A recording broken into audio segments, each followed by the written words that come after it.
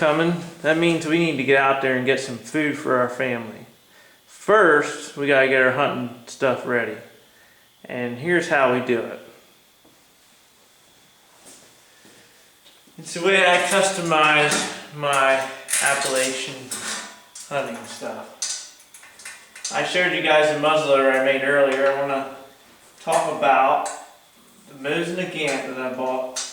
Mosin Nagant is a super affordable rifle used by the Russians all across the world. It was first made by Remington, mass produced by Remington, and it's awesome. I paid $100 for it, and it's immaculate. If you look around, you can find one that wasn't even shot. And what I did to make it customize an Appalachian hunting rifle, which is perfect. They sell the brass loads for it, so you can take it hunting.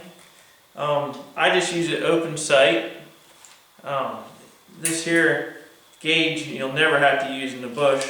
You can shoot 2,100 yards it's set for.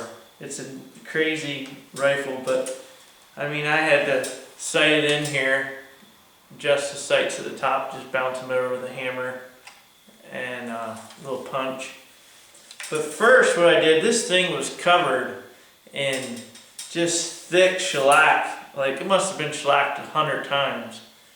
And what I did was I started out with like a 150 grain sandpaper, and then I just went out over it. If you might need a little heavier grain sandpaper for some areas. It had a lot of engravings. I tried to keep them, like right here. A couple things that the Russians put in, but this gun is from 1936, and it is great. It had the old brass here. I found the one with brass on it. It has brass up top here. But I just took these pins, I pulled the rings out, took another pin, pulled the rings out, and this whole top piece covers the barrel. That comes off so you can sand it. Took some polish, like car polish, and actually I used a Brillo pad to clean up the metal. You gotta be careful, just don't go too heavy on it. And take your sandpaper, rub it around there at the edge, don't hit the metal. And all this comes apart. Take the screw out, and then that loosens your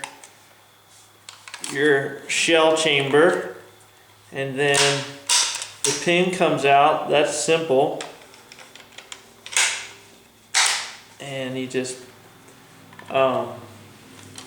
take all that metal off, sand her down good, and then go back over, get it down to gradually go down to a 220, something really smooth. And what I did was I used walnut stain.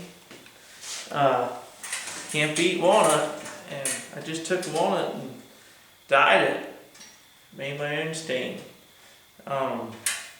This was like a pale old wood, you know, once you got down past that dark red brown shellac. Just pale old wood, nice and smooth, and you put your own stain on it.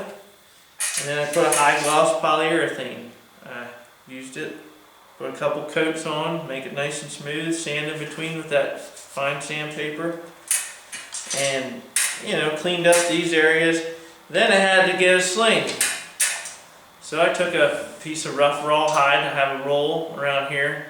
It lasts forever. I have a belt. 10 years old. You can't beat real raw hide from, like, I bought it at Tandy Leather. You can get it online. But I just took it in here. It had an old, see, it even has its own little strap spot. Slide in there, you can pull it out whenever you want, just take the knot out.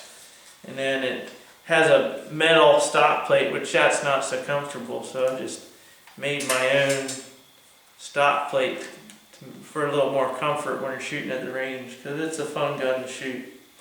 Then you just put it back together. You're ready for hunting. Awesome gun. Prairie gun you could use it for too if you were out in the west. I showed you guys this for my muzzleloader. It's just an arrow. You know, you use it for punch your ball on. A friend of mine made that. And also, I want to show you this muzzleloader quick. Made out of chestnut, made my own stock. You can see it on the other video. I want to show you this bow. A man from Tennessee made this bow, custom built bow. Works awesome. It's pretty heavy poundage, which you don't want to go too much more than this because it affects your accuracy. We're going to shoot some bow, we're going to shoot some guns. I'm going to teach you some of the methods I use. Grab it, push, pull, release. Look across that arrow. You know, you do things like customizing. Put your own deer on there, you know, wood burn that in there, make it nice. I'm working with some other stuff on it, but you gotta appreciate your stuff, and that's how you do. You work at it. You sit in the woods and you think, wow, that'd be neat.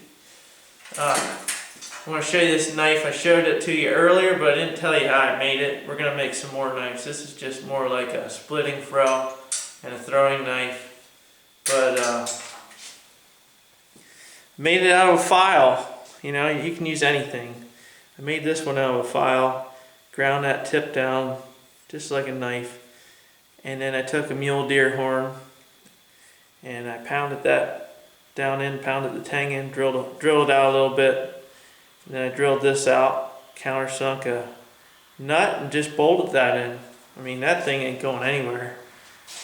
But you need to make your own stuff. You need to make your own leather sheath for your stuff. Enjoy it. Use it. And we're going to go hunting. We're going to enjoy this stuff this year. And I hope you guys can enjoy the things you make. Just trying to give a little bit of helpful tips on how I do things. We're going to make some more videos. We're going to see you later. We're going to do some hunting, trapping, and things like that. So, see you later.